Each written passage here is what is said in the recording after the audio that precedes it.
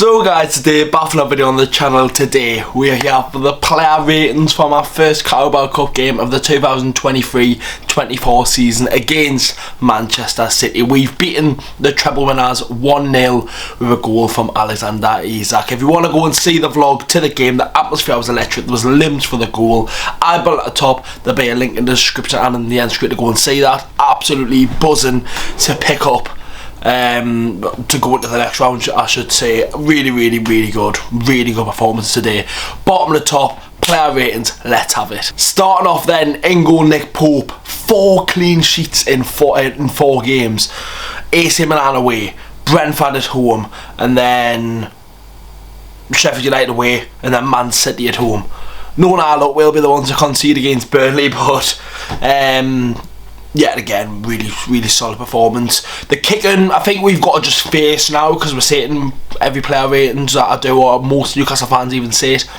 His kicking and distribution isn't great, right? I think we've just got to just face it now. I think it's very hard to find a keeper that's really good with the feet and really good with the hands. Whereas you look at Onana for Man United, he's very good with his feet, but Nick Pope's 20 times better with his hands. So, you know what I mean? Made a couple of good saves, couple of nice ones, but City didn't really do much, to be fair. And the 2 chances I can remember was Jack Grealish a long shot, save hands, and Alvarez had a chance, and then Nick Pope, I think it was with his foot.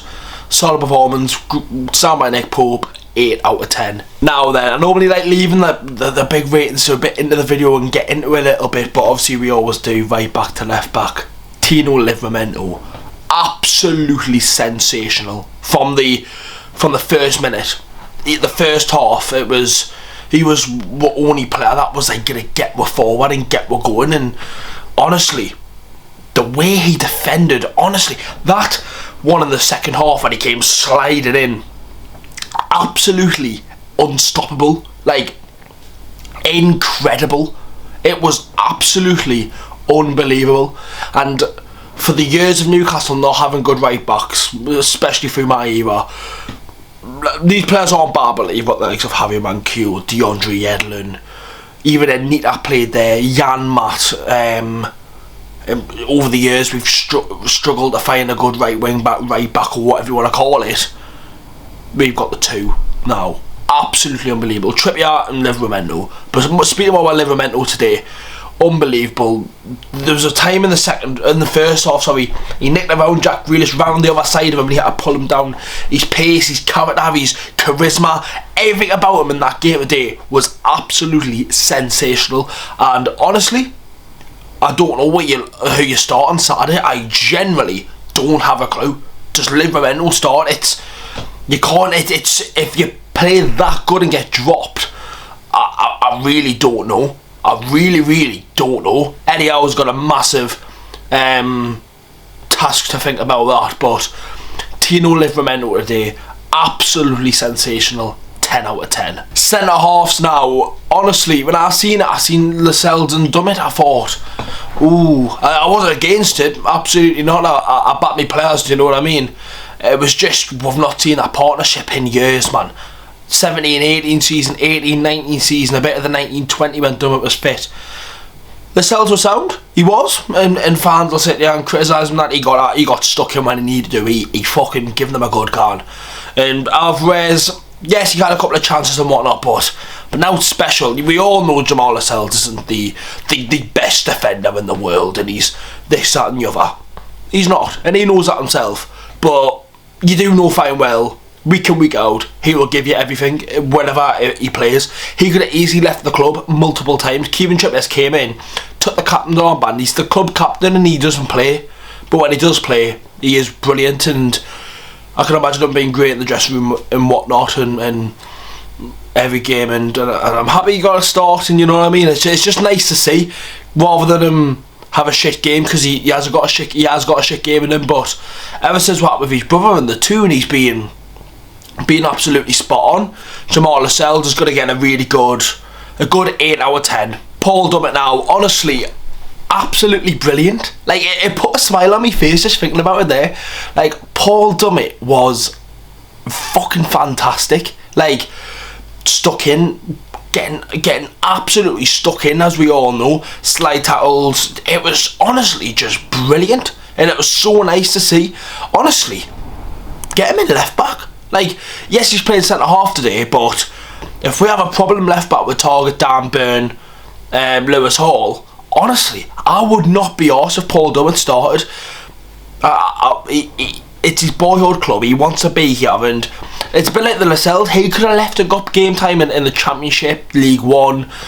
He's doing it in the Premier League, and he rightly deserves to as well, because he's been absolutely phenomenal, brilliant. Got that cramp at the end from getting absolutely stuck in. Brilliant. Paul Dummett is going to get a very good, just shy of a 10. I'm going to give him a good 9 out of 10. Left back Matt Target, who actually went into left wing towards the end of the first half, but overall I thought he was really good. He was Matt Target. He was getting stuck in a couple of times. Fans were getting up there and loving it. Honestly, sound. He was. I think it was overall a very good team performance. Target didn't put a foot wrong. I don't care what fans say. Obviously he had a bit of a sting against Brighton away, but who had a good game that day. Very, very solid, very strong, very good. Matt Target, 8 out of 10. Starting off with the midfield now. We'll go for the midfield that obviously started, then we'll obviously speak about the substitution later on. Lewis Miley obviously started against Man City, 17 years old. Massive achievement for him. So proud. Bet his family and friends are delighted for him. And you could tell he was a little bit nervous. You could tell, but he did look quite comfortable. Do you know what I mean? It was a bit like when Elliot Anderson started coming into the team. How he looked a bit he looked comfortable, but you could still tell there's that bit of tension there. But fine, absolutely sound. And I think by him coming off at half time, I don't think he can sit there and go, I should have done more, wasn't good enough by me. Not a chance. He done what he could, kept us in the game, and he didn't do anything that was substantial and got the news headlines, but he was fine. Do you know what I mean? Didn't put a foot wrong. Lewis Miley is going to get a good 7 out of 10. Lewis Hall obviously was the other substitute. He started in centre mid, and then Torgo went to left wing, Joe Linton went into the middle, and Lewis Hall went to left back. The first 20 minutes when he was playing in centre mid, he wasn't the best. He wasn't, and giving the ball away. There was a time when he kicked about Nick Pope and went out for a corner, and I'm thinking, fucking hell, man, just calm down. Yes, against City. Yes, it's a very high intense team, and you're playing in a position where you're not comfortable with as much as left back. Yes, he has played centre mid before, but obviously we brought him in as a left back. Try to calm it down a little bit, and when he went on the left back, he was fine. He did look a little bit more comfortable. Same Matt Target on the left wing was a bit surprising, but he looked a little bit more calm and whatnot. I think when everyone was going, Hall needs to start. I think you can tell we just need to gradually bring him into the team, and for games like this, and play him when we can. 100%, you know what I mean? He's a young lad, obviously got loads of time to develop, and it's just one of them. Lewis Hall is going to get it is tough to say, but I'm going to give him a 5 out of 10. Sandro Tonali now in the midfield, the last midfielder to rate from who started. Yet again, it was a little bit, I don't know. When Bruno came on, he stunned the show. He did. He was fucking outstanding. Tonali's just, I think it is still need to give him time to develop. Do you know what I mean? And we've got to keep saying that, because look at Joe Linton when he first time we had to stick by it. Tonali's a fantastic player. We all know that. Look at Bruno, towards the end of last season and the start of this season, something wasn't clicking with him, and then all of a sudden now, the last couple of games, he's been absolutely fantastic. Tonali was brilliant against Aston Villa, but he has had a performance like that since then. I think we just need to he just needs to find that game, and it will just click, and I'm hoping it does. Always got a good game in him. He always is a good player, and he always will get stuck in, but there was a couple of times he was passing the ball, losing it, trying to force the ball forward, just Little wrong decisions, but he's probably still getting used to the culture and whatnot, and we'll give him the benefit of the doubt just for that sake. But overall on his performance today, Sandro Tonali is going to get a 6 out of 10. Diego Murphy now, we could have scored in the first half. Was a brilliant save by Ortega, but done really well. What I didn't realise was my dad, I came in and he showed us the goal back, and Murphy was a big part of that goal. The way he just turned Kovacic was... It was just with ease. He just glided past him. He passed the ball to Joel and done his run as I put it in the back of the net. Didn't even see it at the stadium. I honestly couldn't remember. But really, he was knackered at the end, and he gave it all. He played 90 minutes, and you kind of sit there and fault his effort. He was getting up and down the pitch, pressing the defenders and whatnot, and done his best. Absolutely. Diego Murphy, 7 out of 10. And what a relief it was to see big Joey back into the team. Joe Linton now, very strong performance. God knows how he didn't get a yellow card. There was a time he made fucking Foden do a fun flip, man. He was just going left, right and centre, just fucking barging past people. But that's the Joe Linton that we all love, and that's the Joe Linton that teams have got to play against. Obviously got the assist, very nice run. I don't know if he was aiming for goal or actually aiming to put a back post there, but it worked. All that matters. Very good Joe Linton. Very happy to see him back in the team. Hopefully he can start coming back a bit fit and whatnot. Obviously he played the full 90 good, and I think he will probably play again on Saturday against Burnley, and then we'll have to judge where we actually are with fitness and whatnot, and who will start against PSG next week. It's still mad to think that. Joe Linton is going to get an 8 out of 10. And finally for the starting 11 we've got Alexander Isak with a goal. He was good today, Isak, and it was nice to see it again. I predicted him to start. Obviously Wilson wasn't even on the bench, but very happy for Isaac to score.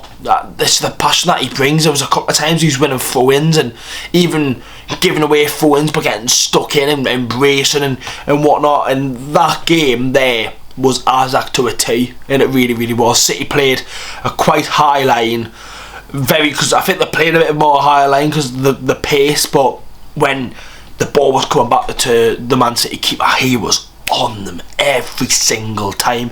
And I've always said from day one, I hated under Bruce and even under Rafa when their keeper would have the ball and no one would press him and we would get all organised, right? Well, under Bruce I wouldn't say organised, but you know what I mean. When we came out in that second half, it was like they all had a fucking booster in the bogs. They were out there like fucking rhinos, man, in and out, absolutely smashing them. And the amount of times fucking Isaac was getting stuck in on the keeper and then panicking him and whatnot, it was brilliant. Yes, he came off in the second half, but done any rest of the game, the injury should be fine. And even so, I would start Wilson on Saturday for the sake of the fitness. It's just nice how we're rotating the strikers and they're all scoring goals. It is just ideal.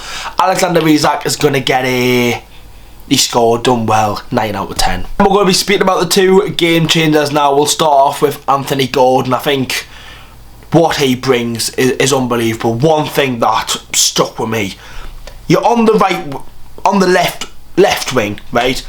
He's ran all the way to fucking right back to just slide tackle and win the ball. It's not his job. I think it's because he lost the ball and he just went, I'm not tolerating that. Straight back, bang, boom. And honestly, the game changed when he came on. Absolute game changer. And Anthony Gordon today, fucking brilliant. Anthony Gordon, 9 out of 10.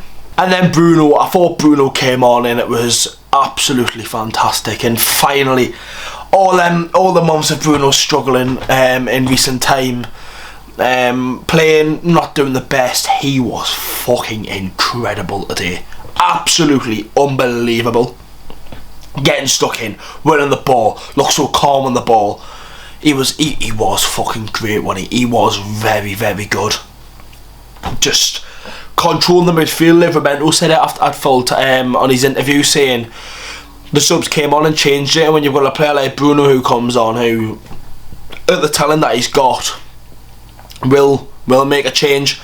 I think Bruno will probably be disappointed that he didn't start the game, but we've got 2 big games coming up now and whatnot, so well 3 games if you include the away game next week, I think against West Ham. But Bruno today, 9 out of 10. And there we go, boys, that's the end of the player ratings. Absolutely buzzing with the result. And yes, there was only one 10 out of 10 rating. We did play really, really well. I think I had to just show how good Livermore was by only giving him a 10 out of 10. If I really could, I could give Bruno a 10, Gordon a 10, and probably maybe even Isaac a 10, but I need to show how good Livermore was today, so he's the only one getting a 10 out of 10. But that's the end of the player ratings. Make sure to watch that vlog, boys, it would mean a lot. Make sure to leave a like, subscribe to the channel. I'll see you all for the videos for the Burnley game on this weekend. See you next one, boys. Have a good one. Up the fucking mags.